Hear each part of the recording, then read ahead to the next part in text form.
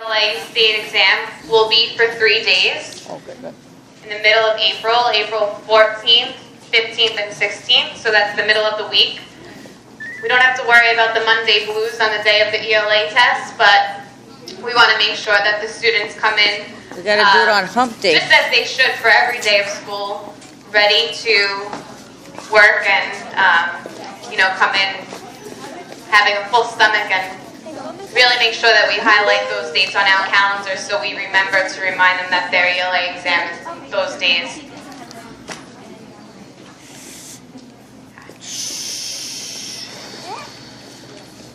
So we have a breakdown here for you, kind of simple. For day 1 of the ELA, it's simply reading. Passages will be a mix of informational text and fictional text, including stories. In 4th and 5th grade, possibly fables and folktales and all different types of informational text, including narrative informational text. Multiple choice questions for each of those passages for the students to answer.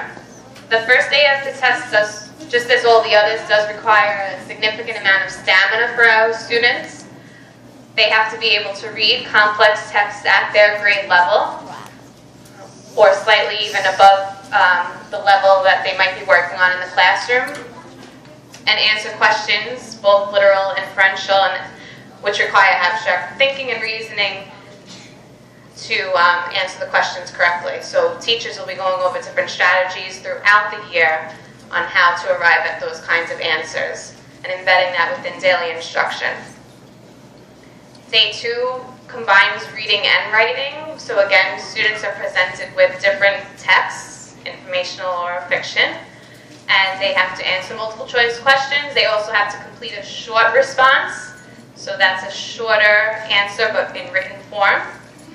And then an extended response, which is similar to an essay format for especially 4th and 5th grade, relating back to either one text or a paired passage, 2 texts, relating those two to answer the response.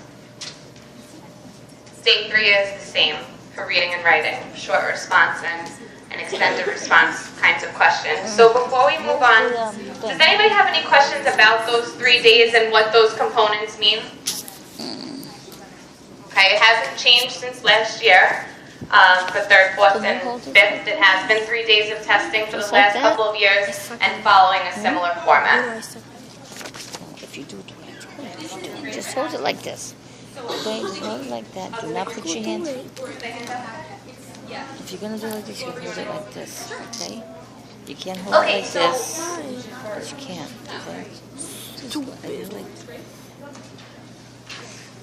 Okay, so we're looking at grade 3 here, and this is just a more detailed breakdown of what the testing days are going to look like. So on the 14th, day 1 is reading. 3rd graders will read 5 passages and answer 30 multiple choice questions. And like Mr. Race was saying, those passages might be informational or there could be narrative. On day 2, which is reading and writing, they will read 1 passage and respond to 7 multiple choice questions about that passage. Then they'll read 2 more passages and respond to 3 short response and 1 extended response question. Now, just so that you're aware, a short response question asks students to make an inference, which is a claim or a position or conclusion based on their understanding of the passage, and give 2 pieces of text-based evidence to support their answer. And I think that's extremely important. It's not 1 piece of text-based evidence, it's 2 pieces of text-based evidence. So they have to give 2 pieces of evidence from the text to support their answer. Extended response questions are going to ask students to write an essay that expresses a position and support that position with text-based detail. So it's often an opinion or to make a claim or a statement and support those with details from the text. The 3rd day is again reading and writing. Read 3 passages and respond to 5 short response and 1 extended response question. And again, the explanation is above. So if we look at 4th grade, if we look at 4th grade, there are just a few changes. I don't have it in front of me, I'm sorry. Here, take a look at that. I just want to see them all together. Where's the 3rd? Thank you. Yeah, thanks so much.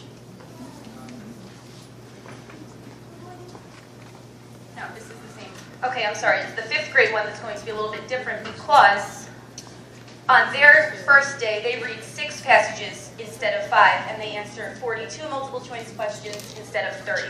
So a little bit more. So if you're thinking about reading stamina, that is a lot of reading in a short block of time. And everything else remains the same as 3rd and 4th grade with the 5th grade remainder of days for testing. That's a lot of reading. It is a lot of reading. Yep. And you'll get a chance to look at sample passages so that you can see exactly what the kids will be reading on this test. Okay, does someone want to talk about school preparation before I go through the whole thing? It just hurts. This is just how we prepare the children in school. Our daily instruction is based on the Common Core, which, as we know, is what the state test is testing. We expose the children to complex or difficult texts that are similar to those that the students will see on the test. I think this next one is really important. We always provide students an opportunity to talk to partners and talk to small groups and discuss what they read so that they can deepen their understanding and their comprehension of what they've read. And we also, of course, do test prep activities where we practice with test-like materials, passages, short response, multiple choice, extended response questions. So something at home, you're reading something. Exactly. So something at home that you can do. If you are reading with your child, we have provided with you with some question stems, which are the way that the questions will be phrased on the test that you can ask your child about any text that they are reading. So that would be an excellent strategy to do at home. Do you have a question? Question? Yeah, so I'm talking about one for 3rd grade. Okay. They want to read 5 passages and answer 3 questions. Are they in time? Yes. And then number 2 is where are they in terms of right now what they're learning, practicing of the situation where they're going to be reading 5 passages in whatever time constraint they're going to have? Okay, let's start with that first part of the question with the timing. So I have the breakdown for grade 3 here. For day 1, the estimated time on the task is 50 minutes, but however, kids are given 70 minutes to complete that, unless they have an extended time accommodation, and they will get the extra time. And just so you're aware, for 4th grade, same thing, 70 minutes for completion, and 5th grade, on day 1, they have 70 minutes, then 60 minutes, then 50 minutes is about what it will take, but they're given 90 for each day. So I think, Lindsay, you're asking pretty much how are we preparing them to build up the stamina? So what their classroom teachers are doing is pretty much when children read independently, increase the amount of time that they're able to keep their eyes on the page and read independently, and then be able to sustain that book and work through that book. So they need to read more. You can't be a better reader unless you're reading more, but if children just are decoding and they're just reading words, but they don't really understand what it says, that's not reading, because reading is when you construct meaning from the text. So that's why it's important at home as parents that when they're reading a chapter book, it's easy for us to glance through a chapter that they're reading. We can zip through it very quickly. And you can maybe just ask them, tell me a little bit of what it's about. See if they have a sense of it. A lot of times when my children went to school, I would get the same book, and I would read through it when they were reading, and we'd have a little discussion about it. So you can do that. Or when they're not reading the book, pick it up, read it yourself briefly if you have some time, and then talk about the book. Get a sense, does my child understand what he or she is reading? Because if they don't, they're not going to be able to answer very rigorous kinds of questions if they don't have a sense of what it's all about. Do you run like a mock-up test to see? Yes. You want to answer that? Sure. A couple of things. So yes, one of the things that we have done as a school in the past is a what we call a simulation, an ELA simulation or a math simulation, which is a full-blown practice test. So it looks just like the test, smells like the test, like the real thing, and students will sit for the amount of time. If they're given extended time, they receive the extended time. We make sure all students are given whatever testing modifications they're supposed to have on the day of the real test. So it's good for us as a staff in a school because we can actually implement what an actual test day would look like, and students have an opportunity to practice those strategies that they're being taught, and then the information that we gather from the results from those assessments, teachers use to teach into certain areas. So if as a class, as a whole, they have a clear understanding of theme or main idea, then that's not something I need to spend a lot of time on. But if, recalling facts and details to make inferences is something that we do, well, then I know I'm going to spend more time on this, or differentiate based upon the results of those exams. So yes, we have, and we will be letting you know when we will be administering those practice exams as we move forward. The other thing I just wanted to add to what Mrs. Sadata was saying was absolutely that independent reading time is essential, but we've also been working with our teachers and our literacy consultants on how we can embed test play questions throughout our teaching. So it's not so much test prep, but as we are going through our reading program and we are reading the text within class, teachers are stopping to pose questions that are phrased in the same way that they are going to be faced with on the day of the exam, so that kids are getting used to first talking and discussing through their thoughts about these, and then they're also being given quizzes or practice assessments in the different genres as we're moving forward through the year. Are we going to be privy of the results of that simulation? So that Yes, you will.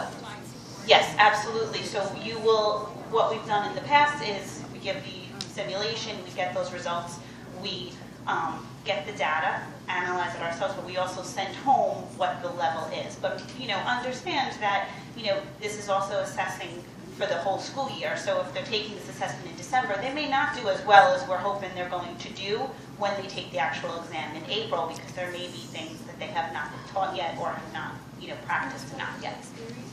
Okay? Just about these are for conversation. Okay, so within your packets also, if you just take a look, there's two. Hold that one up. Yeah, this is one also. So there's actually three, right? There's two. So there's one that looks like this that has boxes that's cut, that you can cut. Right, and you can cut these into cards, and maybe you can, after your child does their independent reading at home, you might pick or choose from some of these cards to ask a question, or maybe they get to pick or choose, and you can make like a fun game out of it. Maybe you want them to write a response to one of these. Again, like Mrs. Sadato said, if you have any knowledge of the book that they're reading, or even can skim through it maybe while they're answering the question, that will help you. But it just gives you kind of some points to ponder and think about, and have your children think about once they're done reading.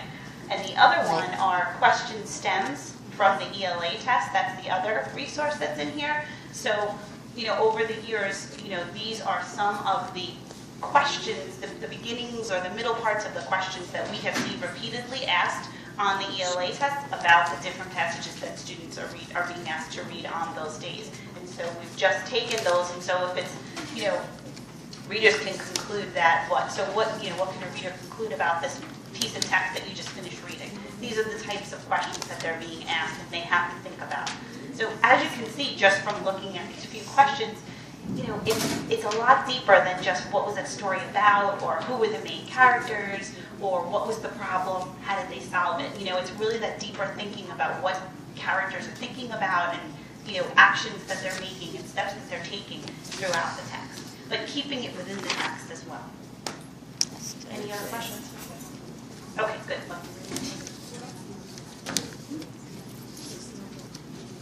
I'll bring up whatever you need. Okay, so moving on. This is going to bring us right into our next part. There is a really great website that's an awesome resource for us as teachers and you as parents, and it's engagenewyork.org, and it's written down in your packet. And it's interactive. What it has on it is an extensive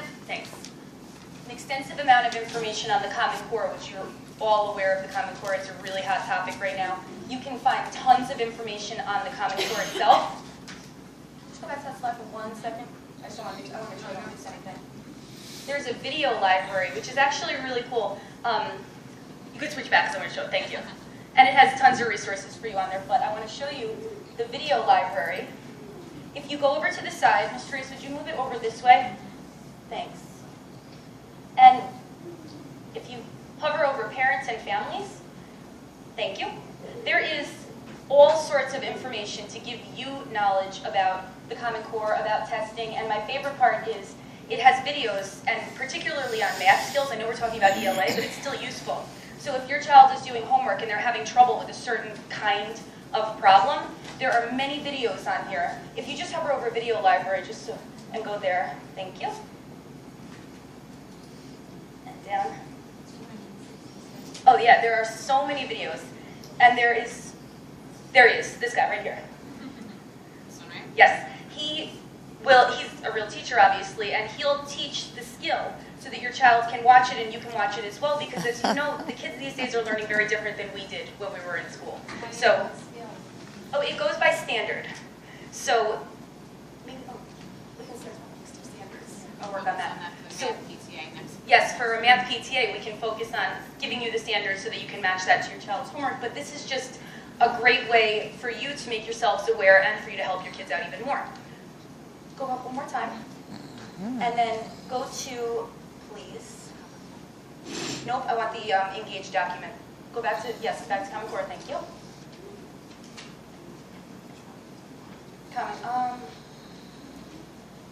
I take it from the home screen, so just click on that. Up here, and then I'll bring you back to the home screen, and then go down to the bottom. I spend a lot of time on this website. Oh no, where is it? There it is, right here. Annotated 3 to 8 ELA and mathematics state test questions. This is our next part of our PTA meeting tonight, and it's an awesome resource for you. So now just go down. Sorry, I feel like I'm bossing you around. No, it's okay. I just want to make sure it's centered.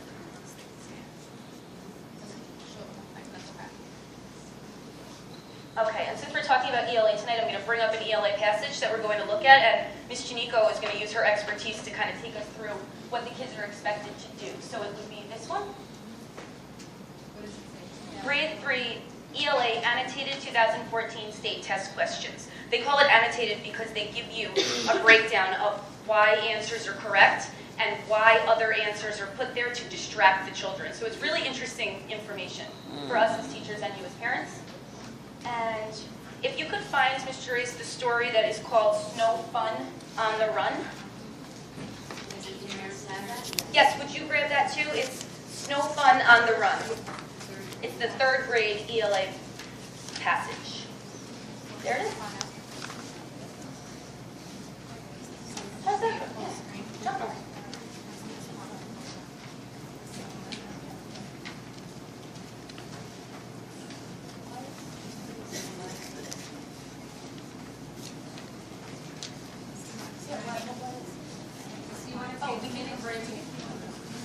Yes, that's a great idea. Well, we're working on the technological part of this. Can you please start reading that article just so you know? I believe it's a story, not an article. What we do for your children each and every day. So thank you, and have a very happy Thanksgiving, and thank you for being with us. Safe home.